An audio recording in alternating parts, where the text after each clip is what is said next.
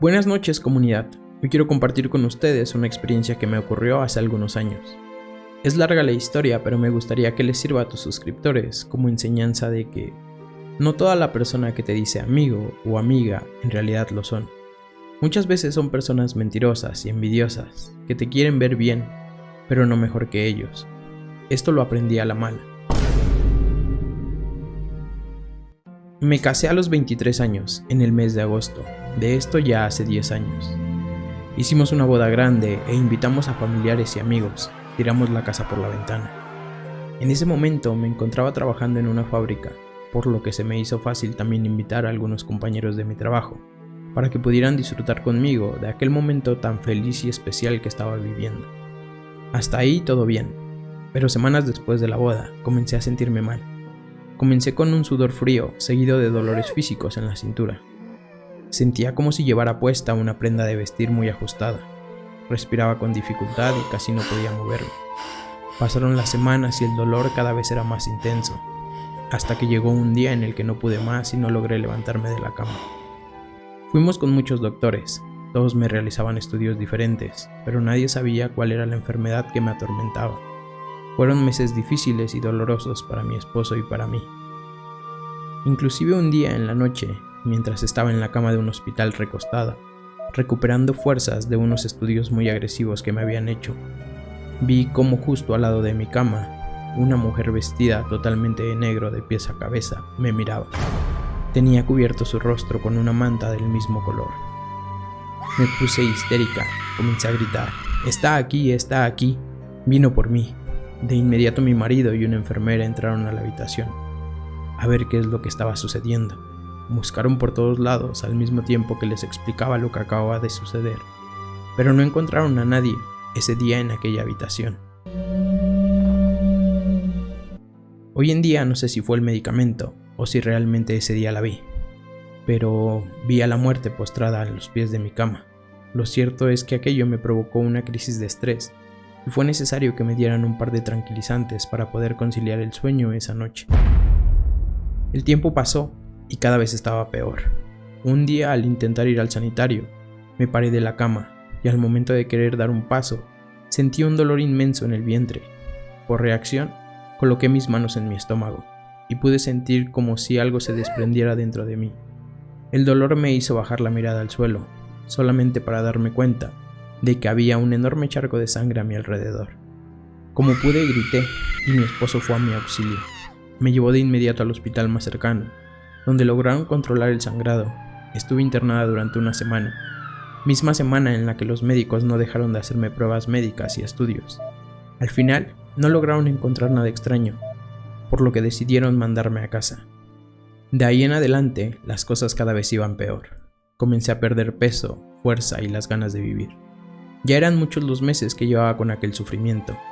Perdí el control sobre mis acciones e inclusive llegó un momento en el que fui incapaz de valerme por mí mismo. Mi marido perdió su empleo y poco a poco se nos fue terminando el dinero que teníamos. Terminamos por irnos a vivir al pueblo, con mis padres, quienes amablemente nos abrieron las puertas de su casa al ver la terrible situación por la que atravesábamos. Sumado a esto, perdí la movilidad en la mitad de mi cuerpo. Había perdido ya mucho peso para ese entonces. Se podría decir que era un saco de huesos, pesando apenas 40 kilos. Fue más de un mes en el que me pasé la mayor parte del tiempo recostada en mi cama, con un rosario en mis manos, esperando lo peor. Cuando reunía un poco de fuerza y energía, la utilizaba para orar y pedirle a Dios que si su voluntad era dejarme vivir, que por favor me ayudara a recuperar mi salud. Un día, el suegro de mi hermano, don Pedro, fue a visitar a su hija y pudo ver la tristeza y preocupación en los ojos de mi hermano, por lo que le preguntó qué era eso que tanto lo afligía. Mi hermano le contó mi situación, a lo que éste le dijo: mi hijo, tu hermana está muy mal.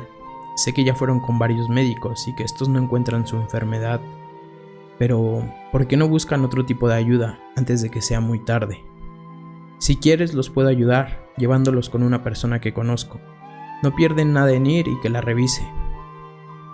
Mi hermano le dijo esto mismo a mi esposo, quien, desesperado porque nadie nos daba solución, decidió hacerle caso a don Pedro. Este nos llevó en su taxi hasta aquel lugar.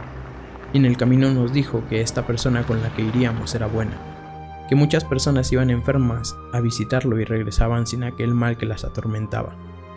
Salimos de nuestra casa pasado el mediodía y llegamos a aquel lugar casi al anochecer.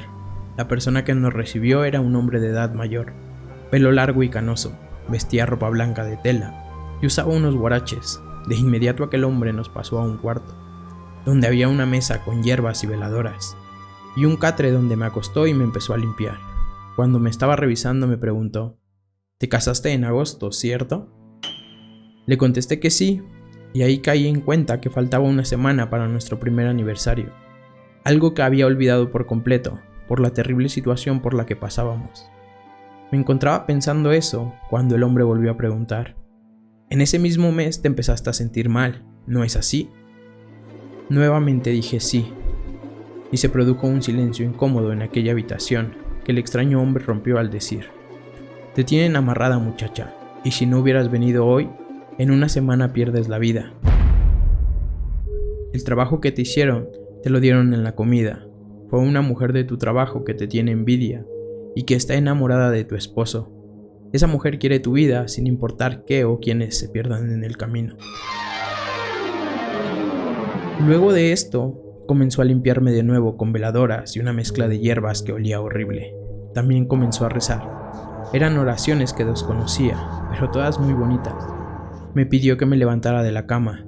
Le respondí: «No puedo, no tengo movilidad de la cintura para abajo». Aquel hombre me tomó de la mano, me miró a los ojos y me dijo: «Sí vas a poder, claro que vas a poder, inténtalo». Me quitó la sábana que tenía en las piernas y como pude me levanté y logré estar de pie. En ese momento sentí como si hubiera vuelto a nacer.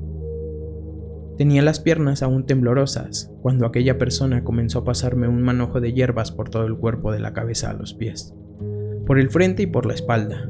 Me mencionó que los doctores no habían logrado ver la enfermedad porque estaba tapada. Aquello que me habían dado de comer y me había provocado el mal se endureció como una roca en mi estómago y causó aquella hemorragia. Me dio algo para beber y me dijo que con eso poco a poco comenzaría a sacar el mal de mi cuerpo. Lo que había hecho me había servido, pues inmediatamente sentí una mejoría. Me dijo que regresara a casa, que poco a poco me sentiría mejor y que regresara a ese lugar en 15 días. Me dijo que para ese entonces yo ya podría volver a caminar y valerme por mí misma. Aquel señor ese día no me cobró ni un peso. Me dijo que le pagaría hasta el final, hasta que me diera de alta. Esto sucedió 3 meses después.